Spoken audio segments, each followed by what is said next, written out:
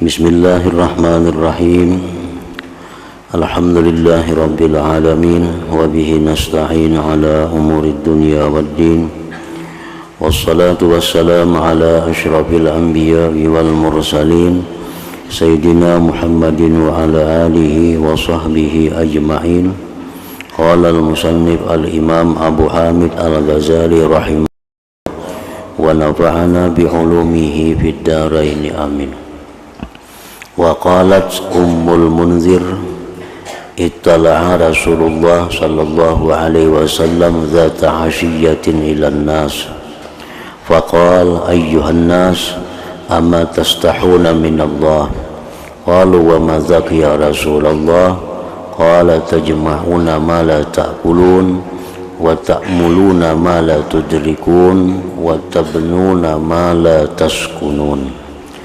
Wa qala Abu Sa'id Al-Khudri ishtara Usamah ibn Zaid min Zaid ibn Thabit walidatan bimi'ati dinar ila syahrin fasami'tu Rasulullah sallallahu alaihi wasallam yaqul ala ta'jabun min Usamah al-mushtari ila syahrin inna Usamah la tawilul amal walladhi nafsi biyadihi ma tarafat aynaya illa zanantu anna syukraya la yaltaqiyan hatta yaqbidallah ruhi wa la rafa'tu tarfi fa zanantu anni wadi'uhu hatta uqbada wa la laqamtu luqmatan illa zanantu anni la usibuha hatta agussa biha minal maut summa qala ya ibna adam in kuntum ta'qilun fa'uddu anfusakum minal mauta walladzi nafsi biyadihi innama tu'adun la'atin wa ma antum bimu'jizin ila akhirih. Makna perkataan Imam Al-Ghazali rahimahullah wa nafa'ana bi'ulumih. Ummul Munzir berkata, seorang perempuan dari Ansar, Rasulullah sallallahu alaihi wasallam pada suatu sore melihat kepada manusia. Lalu beliau bersabda, ayyuhan nas ama tastahun min Allah? Qalu wa ma dzaka ya Rasulullah? Qal tajma'una ma la ta'kulun wa ta'muluna ma la tudrikun wa tabnuna ma la taskunun. Artinya, wahai manusia, apakah kamu tidak merasa malu kepada Allah?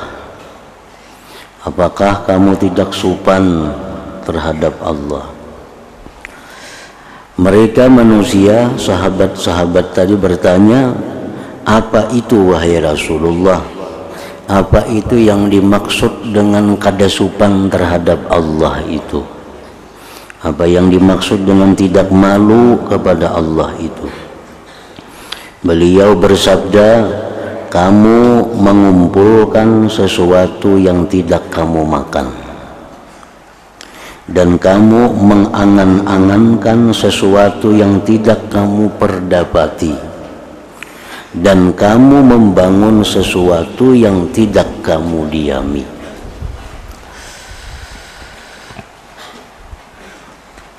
Artinya, orang-orang yang merasa dirinya itu masih lama hidup di dalam dunia, lalu dia mengumpulkan harta karena masih lawas lagi hidupnya, itu dikatakan Rasul orang yang tidak malu kepada Allah Subhanahu wa ta'ala. Malu itu lebih tinggi kedudukannya daripada takut. Takut kepada Allah itu menjauhkan diri daripada perbuatan maksiat. Tapi kalau malu kepada Allah ini lebih daripada itu, lebih daripada sekedar menjauhkan diri daripada maksiat. Nah, sebenarnya mengumpulkan harta asalkan dengan cara yang halal itu tidak dilarang di dalam agama. Yang kita niatkan harta yang dikumpul itu untuk persiapan di masa yang akan datang, itu pun tidak dilarang di dalam agama. Tetapi perilaku itu disebut sebagai orang yang tidak malu kepada Allah Subhanahu wa ta'ala. Nah, sama halnya perbandingannya orang besaruan, kita diundang orang ke rumah seseorang. Nah, begitu kita sampai di rumah yang mengundang tadi, disediakan di situ berbagai macam makanan, berpuluh-puluh macam jenis makanan. Ujarna ampun rumah, silahkan makan apa yang kamu mau, ini halal semua. Artinya kita boleh mengambil sebanyak-banyaknya apa yang ada di situ. Boleh mengambil karena dihalalkan oleh yang ampun saruan ini.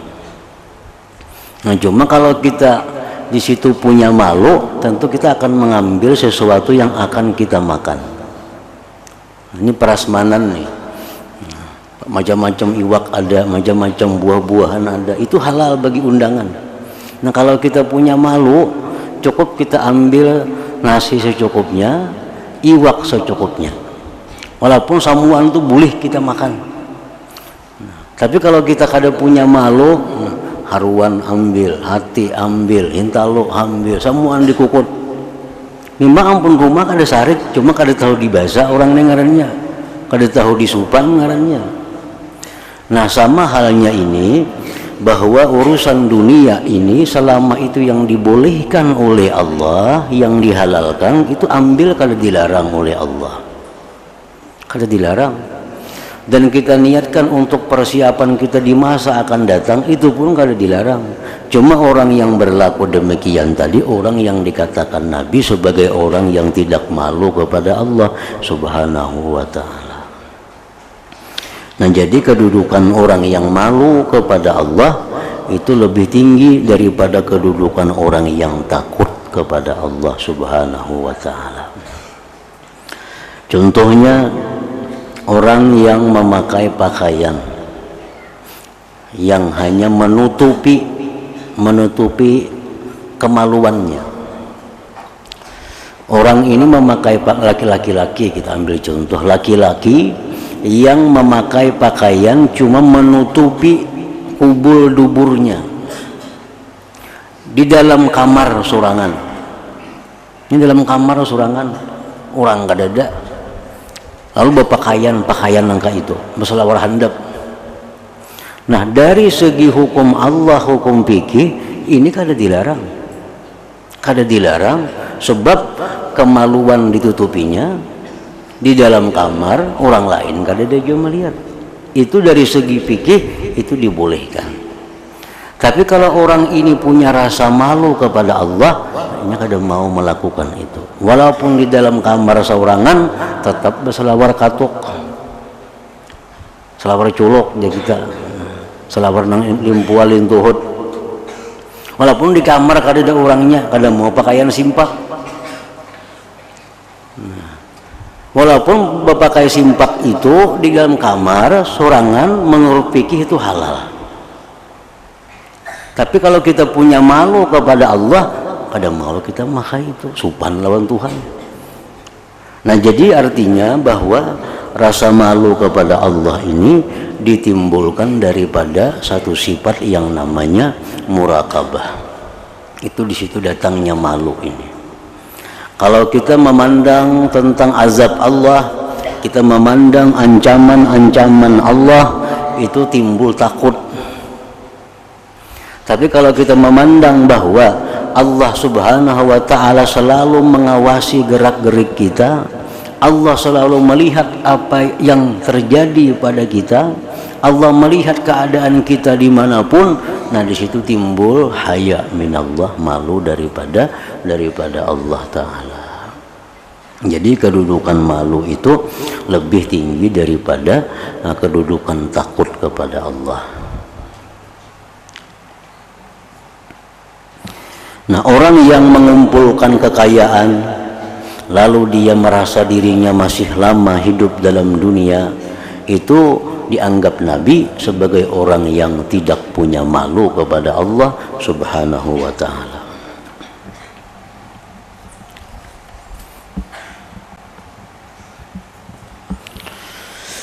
Abu Sa'id Al-Khudri berkata, Usamah bin Zaid. Usamah ini seorang laki-laki kecintaan Rasulullah, kesayangan Rasulullah. Abahnya pun Zaid, Zaid itu kesayangan daripada Rasulullah juga. Nah, Usamah bin Zaid ini menukar dari Zaid bin Thabit, seorang budak perempuan, dengan 100 dinar sampai sebulan. Usamah bin Zaid nukar budak perempuan harga 100 dinar, cuma kredit sebulan hanya punah.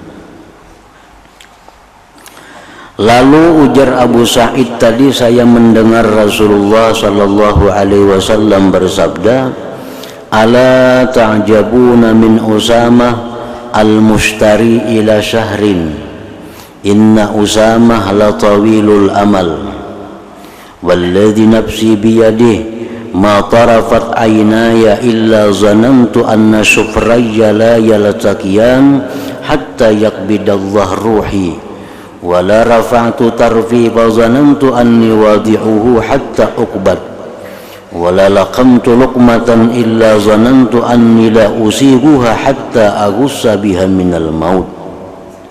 Thumma qala ya bani Adam in kuntum ta'qilun fa'uddu anfusakum minal mauta walladhi nafsi biyadih innama tu'adun la'atin wa ma antum bimu'jizin.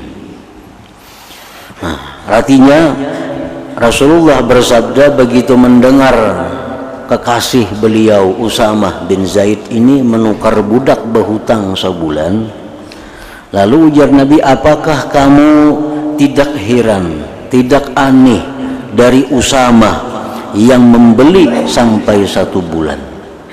Di sini aneh juga, Usamah nukar budak wani berhutang sebulan.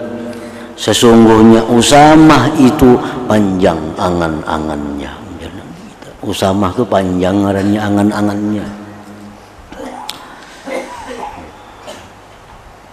Demi zat yang diriku dalam kekuasaannya tidaklah berkedip kedua mataku, melainkan aku menyangka bahwa kedua tepi pelupuk mataku tidak bertemu sehingga Allah mencabut nyawaku. Dan tidaklah aku mengangkat pandanganku, maka aku menyangka bahwa aku meletakkannya sehingga nyawaku dicabut. Dan tidaklah aku menyuap suatu suapan, melainkan aku menyangka bahwa aku tidak menelannya sehingga aku termengkalan sangkal dengannya dalam kerungkungan disebabkan kematian. Jadi Nabi ini satu contoh orang yang sama sekali tidak ada mempunyai angan-angan. Begitu sidin makan, nah itu pun sidin kadang menyangka, kadang memastikan bahwa makanan itu bisa sampai lewat tenggorokan, bisa sanggak di tengah jalan. Begitu sidin memandang sesuatu, beliau pun kadang memastikan bahwa mata sidin itu bisa berkedip kembali sehingga disambar oleh kematian. Nah, jadi Usamah bin Zaid yang mana beliau tadi berhutang menukar jariah 1 bulan, itu dikatakan Nabi sebagai seorang yang tulul amal, panjang angan-angan. Wahai anak cucu Adam, beliau bersabda, wahai anak cucu Adam, kalau kamu berakal, maka anggaplah dirimu termasuk orang-orang yang mati.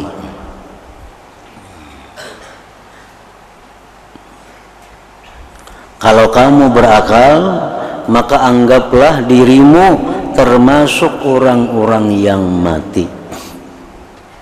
Nah, itu maksudnya kita di alam dunia ini hidup dengan sedemikian keadaannya, hendaknya kita mempersiapkan untuk hari kematian atau mempersiapkan akhirat itu sekada-kadanya seperti apa yang kita alami dalam dunia, kalau kada lebih daripada yang ada di dunia ini. Nah itu bila kita demikian, kita sudah dianggap orang yang menganggap dirinya itu orang mati. Artinya bahwa kita ini sudah sempurna persiapan kita di akhirat itu, sehingga tinggal menuju pindahnya aja lagi.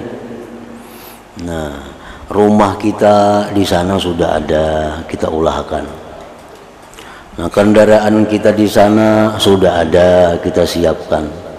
Kebun taman di sana sudah ada, disiapkan. Makanan minuman sudah disiapkan di sana. Nah walaupun kita diam di dalam dunia, tapi kita ini seolah-olah sudah orang mati ngarannya, karena persiapan kita untuk mati itu sudah lengkap semuaan di situ. Nah jangan kita hanya memikirkan kenyamanan hidup nang kada lawas nina. Jangan hanya memikirkan kenyamanan, kenikmatan hidup nang kada lawas ini, sedangkan hidup nang panjang kaina kita untung-untungan. Untung-untungan ini banyak, untung-untungan urusan akhirat nih. Artinya pasrah. Padahal Allah menyuruh pasrah itu urusan dunia. Yang tawakal itu urusan dunia, bukan urusan akhirat. Karena urusan dunia ini Allah sudah menjamin bahwa kita kada akan habis rezeki kalau kita kada mati. Nah itu ayuja pasrah, karena Tuhan sudah mengurusi itu. Nah urusan akhirat itu Allah kada menjamin kita ini ke surga mati, kada dijamin Tuhan. Nah hendaknya yang kada dijamin ini kita bersungguh-sungguh mempersiapkannya. Nah jadi maksudnya ujar Nabi, anggaplah dirimu termasuk orang-orang yang mati. Artinya semua yang kita butuhkan di akhirat itu sudah kita siapkan mulai di dalam dunia ini. Orang yang bisi rumah di dunia ini megah, rumahnya mewah. Di akhiratnya ada kena kada bisi rumah. Di akhirat gubuk, di neraka lagi andaknya. Nah ini orang yang hanya memikirkan persiapan di alam dunia. Padahal mestinya kalau kita dalam dunia ini rumah 2 tingkat, berisi rumah, akhirat itu 100 tingkat maka persiapannya. Karena di sana berdiam seumuran, kada berpindah lagi, kada bakal bermati lagi. Nah itu menganggap diri ngarannya sudah mati. Kendaraan kita di akhirat itu mesti ada. Jangan hanya dalam dunia besi kendaraan, di akhirat kada ada, kena kunyuk-kunyuk di situ. Nah ini yang kada dipikirkan oleh kebanyakan manusia. Yang dipikirkan ini cuma hidup nang 50-60 tahun ini. Kalau kamu berakal, ujar Nabi, maka anggaplah dirimu termasuk orang-orang yang mati. Demi zat yang diriku dalam kekuasaannya, sesungguhnya apa yang dijanjikan kepadamu itu pasti datang dan tidaklah kamu dapat menolaknya. Apa-apa yang dijanjikan Allah itu pasti terjadi dan kita kada akan bisa menolaknya dengan cara apapun.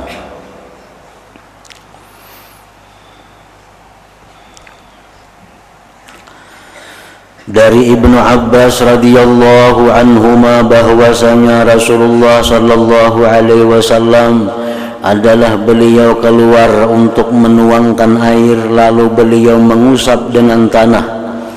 Maka saya berkata kepada beliau, wahai Rasulullah, sesungguhnya air itu dekat daripadamu. Maka beliau bersabda, ma yujrini la'alli la ablughu. Artinya aku tidak tahu, mungkin aku tidak sampai kepadanya. Nah ini Nabi kita hendak berwudu. Di sana tuh ada banyu. Kali jauh lah ada banyu di sana. Cuma Nabi kita bertayamum. Kan bertayamum di situ-situ juga tuh. Nah, kalau nak mencari banyu ada beberapa langkah di sana ada banyu. Ujar Ibnu Abbas, wahai Rasul, tuh di sana ada banyu. Apa pian bertayamum di sini?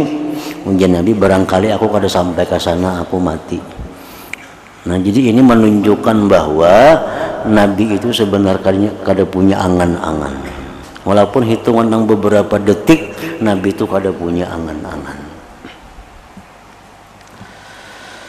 Artinya aku tidak tahu, mungkin aku tidak sampai kepadanya. Nah sebahagian ulama ada yang mengatakan bahwa ini contohnya sembahyang witir. Nah sembahyang witir itu ada yang mengatakan yang afdal itu di akhir malam. Akhir malam itu artinya pukul 4, pukul 3 itu yang afdal sembahyang witir. Ada sebagian ulama lagi yang mengatakan witir itu afdalnya Mbak Isya langsung. Habis sembahyang Isya, sembahyang ba'diyah Isya, witir. Alasannya yang pertama tadi witir itu lebih baik dikerjakan di akhir malam karena itu ada hadis Nabi. Ij'alu akhir salatikum witra. Jadikanlah ajar Nabi akhir sembahyang kamu itu witir. Nah, jadi kayak akhir malam pukul 3, pukul setengah 4 berwitir karena itu ada hadisnya. Ujar ulama yang mengatakan bahwa witir itu lebih baik habis Isya sebelum guring. Alasannya kenapa? Karena kalau kita menunda witir sampai ke akhir malam, kita tulul amal panjang angan-angan ngarannya. Berusaha kena mati jam 12, berusaha kena mati jam 1, jam 11, kesampat lagi berwitir. Nah jadi menurut ulama yang berpaham demikian, witir itu lebih baik disegerakan. Begitu Isya, sunat Isya ba'diyahnya witir. Karena mun ada umur misalnya sampai bangun tah malam, sembahyang sunat yang lain kada apa-apa itu.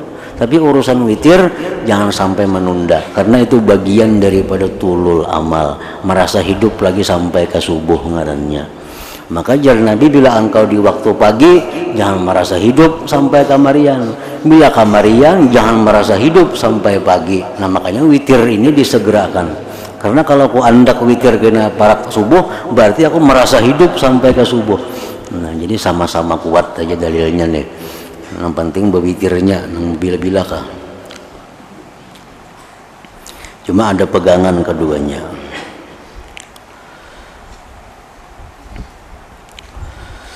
Diriwayatkan bahwa Rasulullah Sallallahu Alaihi Wasallam mengambil 3 kayu. Lalu beliau menancapkan sepotong di hadapannya, kayu yang lain ke sampingnya, adapun kayu yang ketiga maka beliau menjauhkannya. Lalu beliau bersabda, hal tadrun ma hadza? Artinya apakah kamu tahu apakah ini? Para sahabat menjawab, Allah dan Rasulnya lebih mengetahui. Beliau bersabda, hadzal insan wa hadzal ajal wa dzakal amal yata'atahu ibnu adam wa yakhtalijuhul ajal dunal amal.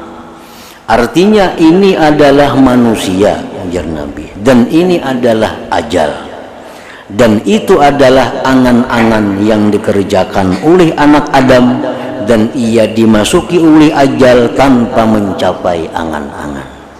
Jadi Nabi kita menggambarkan bahwa ini manusia, nah ini umur mereka hingga sini ya Nabi, nah angan-angan mereka sampai di sini. Nah, jadi artinya kalau sampai mencapai angan-angan sudah disambar oleh kematian. Nah itulah kebanyakan manusia.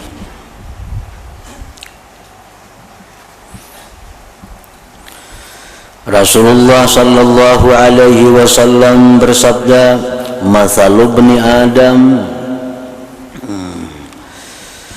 wa ila jambihi tis'un wa tis'una maniyah in akhta'athu al-manaya waqa'a fil haram."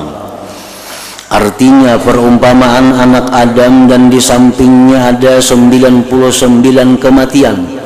Jika kematian-kematian itu tidak mengenainya, maka ia jatuh pada tua bangka. Manusia ini artinya amunnya selamat dari kematian, ujung-ujungnya kena tuha bangka. Ini inya umur 15 tahun, garing, sihat. Umur 30 tahun, operasi, sihat lagi. Umur 60 tahun, garing pulang, bawa ke rumah sakit, sigar pulang. Umur 80 tahun, akhirnya 90 tahun, kada garing, cuma tuha bangka. Karena kawan apa-apa juga tuha bangka itu. Nah jadi artinya ujian Nabi, manusia itu amunnya kada mati, ya ujung-ujungnya tuha bangka.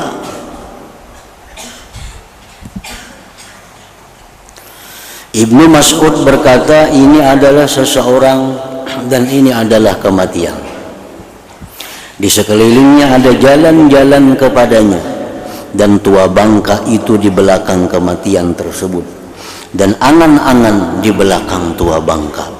Maka ia berangan-angan, dan kematian-kematian ini adalah jalan kepadanya. Mana saja itu melewatinya, maka menangkapnya. Kalau kematian-kematian tidak mengenainya, maka ia dibunuh oleh tuha bangka itu. Sedangkan ia menunggu angan-angan. Abdullah bin Mas'ud berkata, Rasulullah sallallahu alaihi wasallam menggaris bagi kami garis segi 4, dan beliau menggariskan di tengahnya satu garis, dan beliau menggaris beberapa garis di samping garis tersebut, dan beliau menggaris satu garis di luar, dan beliau bersabda, atadruna hadza, tahukah kamu ini, ujar Nabi. Para sahabat menjawab, Allah dan Rasulnya lebih maha tahu. Beliau bersabda, hadzal insan lil khattil ladzi fil wasat, wa hadzal ajal muhitun bih, wa hadhil agrat lil hututil lati hawla, tanhashuhu in akhta'ahu hadza nahashahu hadza, wa zakal amal ya'nil khattal kharija.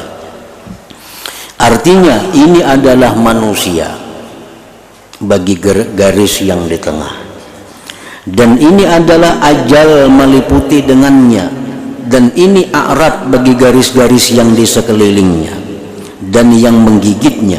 Jika garis ini tidak mengenainya, maka garis ini akan menggigitnya.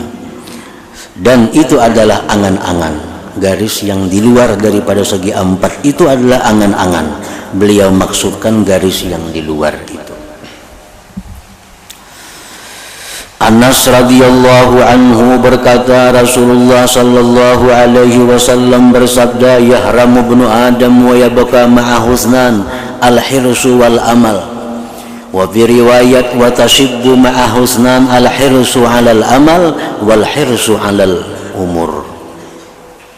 Artinya Rasulullah bersabda, anak Adam tua bangka, mata kaur, telinga kada mendengar lagi, gigi sudah habis, tangan kada tapi kau bergerak, batis kada tapi kau bergerak lagi, sudah tua bangka. Dan kekal bersamanya dua perkara, nang dua ini kada mau tuha. Satu yaitu kerakusan dan angan-angan.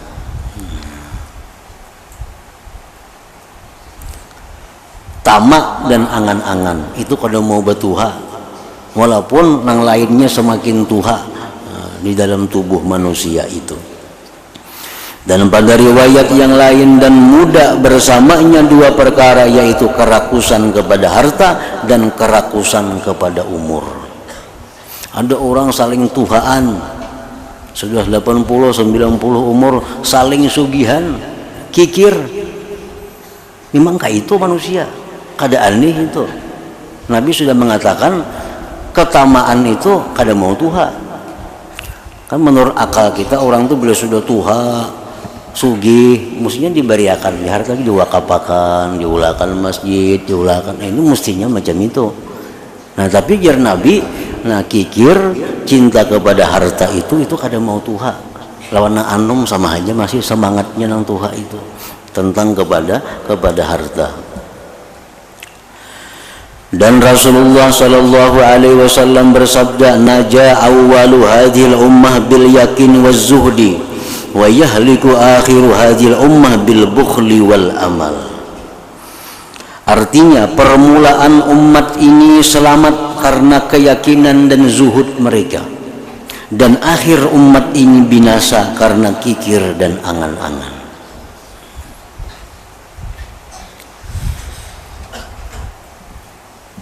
Angan-angan itu artinya itu merasa umur masih panjang lagi. Itu angan-angan, merasa kena hidup sampai minggu kaina, merasa masih hidup sampai bulan kaina. Nah itu angan-angan.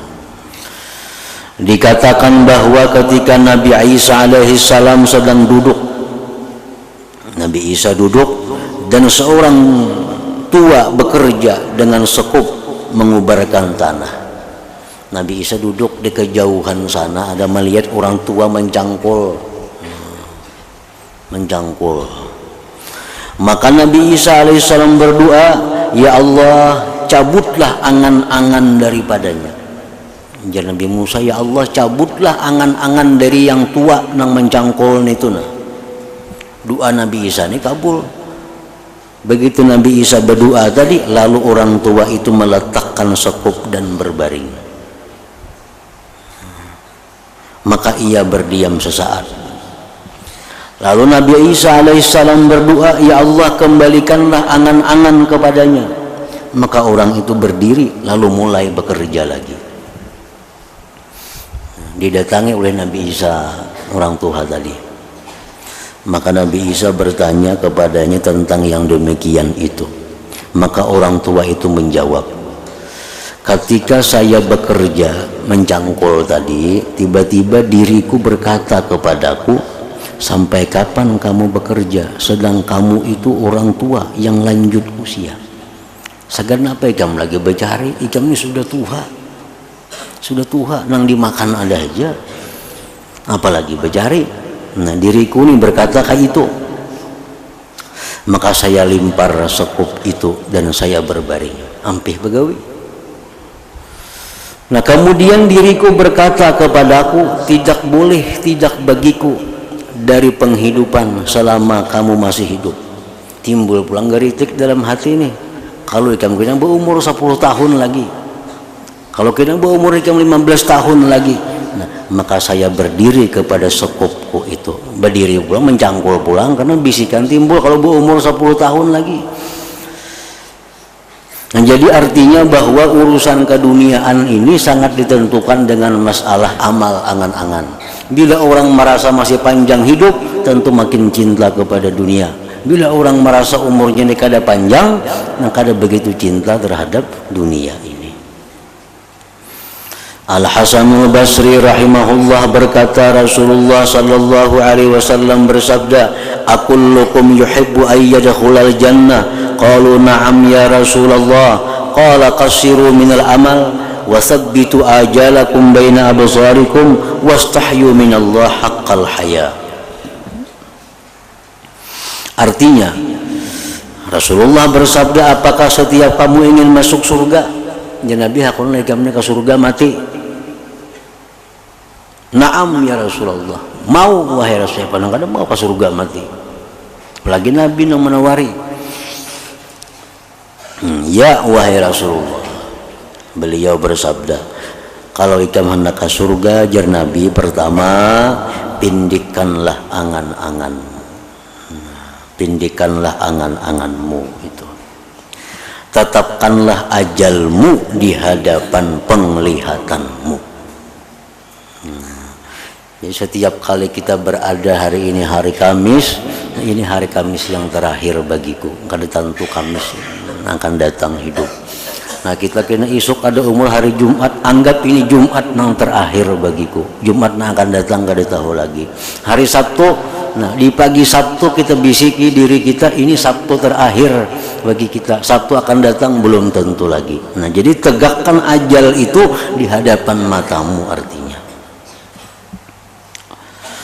Yang ketiga, dan malulah kepada Allah dengan malu yang sebenar-benarnya. Dan adalah Rasulullah sallallahu alaihi wasallam mengucapkan dalam doa beliau. Nah, jadi ini angan-angan panjang, artinya merasa hidup itu masih lawas, itu tercela. Tercela.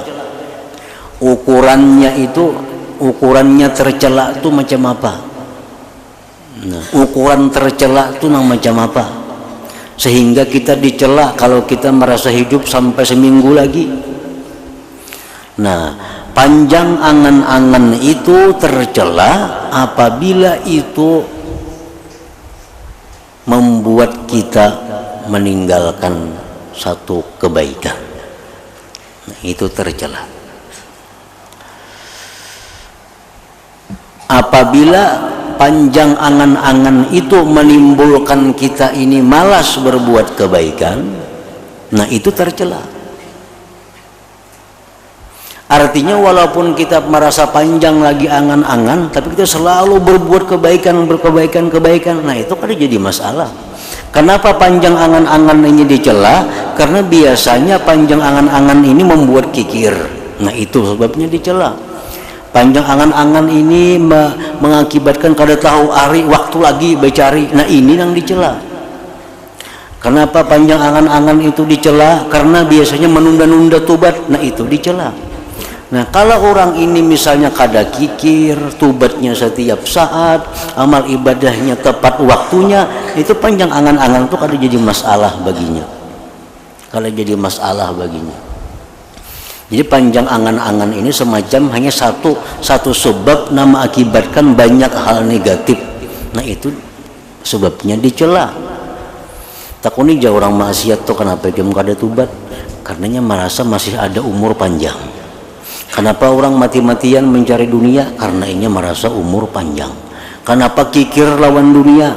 Kikir bahil karenanya merasa masih panjang umur. Nah itu sebabnya dicela. Jadi bukan masalah angan-angannya panjang umurnya itu nang dicela. Nang dicela tuh nang diakibatkan oleh itu. Yang diakibatkan oleh itu.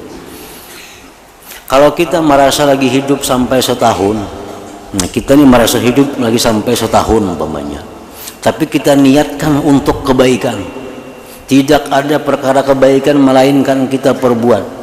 Kita orang yang pemurah, kita orang yang selalu bertobat kepada Allah, kita orang yang menggunakan waktu yang baik sebaik-baiknya. Nah ini masalah merasa umur lagi setahun itu kada dicela dalam agama, kada dicela. Nah kita nih rasa lagi hendak hidup na umur 10 tahun lagi. 10 tahun lagi. Untuk apa hidup 10 tahun lagi? Untuk menambah amal, menambah ilmu. Lalu waktu ini kita gunakan untuk kebaikan, nah itu kada dicela. Panjang angan-angan itu dicela karena biasanya menimbulkan hal-hal yang kada baik, hal yang negatif itu. Dan adalah Rasulullah SAW mengucapkan dalam doa beliau, Allahumma inni a'udzubika min dunya tamna'u khairal akhirah wa a'udzubika min hayatin tamna'u khairal mamat wa a'udzubika min amalin yamna'u khairal amal. Artinya, ya Allah, sesungguhnya aku berlindung kepadamu dari dunia yang mencegah kebaikan akhirat. Nabi kita berlindung kepada Allah dari dunia yang membuat sengsara akhirat. Mengapakah? Urusan dunia yang membuat sengsara di akhirat, Nabi kita berlindung kepada Allah daripada itu. Yang kedua, dan aku berlindung kepadamu ya Allah dari hidup yang mencegah kebaikan mati. Dari hidup yang mencegah kebaikan mati. Artinya mun hidup nih bakalan menambah kebaikan aja, panjangkan umur. Amun hidup nih bakal dosa aja lagi digawi, ya baik mati akan. Itu maksudnya. Karena yang tahu tuh Allah. Yang tahu itu Allah. Waktu kita akan datang nih banyak baikan yang kita perbuat, banyak dosa kah? Nah, amun anggaran waktu yang akan datang ini banyak dosa, baik mati wah ini. Baik mati wah ini. Kalau pajangannya yang akan datang ini bakal kita perbuat kebaikan, minta panjangkan umur. Nah, itu artinya, dan aku berlindung kepadamu dari hidup yang mencegah kebaikan mati. Nah ini yang ketiga nih bab kita, masalah kita. Dan aku berlindung kepadamu dari angan-angan yang mencegah kebaikan amal. Ayo haba angan-angan, tapi jangan mencegah kebaikan amal. Itu kan jadi masalah. Yang jadi masalahnya beangan-angan tapi mencegah kebaikan amal. Apa kebaikan amal? Tobat itu kebaikan amal. Nah, zuhud kebaikan amal, pemurah kebaikan amal. Nah, akibatnya angan-angannya panjang, tercegah semuaan itu. Nah, Nabi berlindung daripada yang demikian itu. Nah, kemudian asar artinya perkataan daripada para sahabat dan lain-lainnya.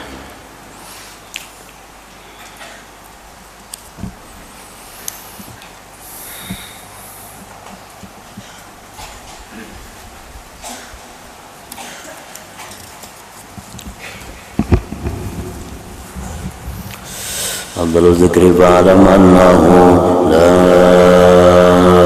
ilaha illallah Muhammadur Rasulullah, la ilaha illallah Muhammadur Rasulullah, la ilaha illallah Muhammadur Rasulullah, la ilaha illallah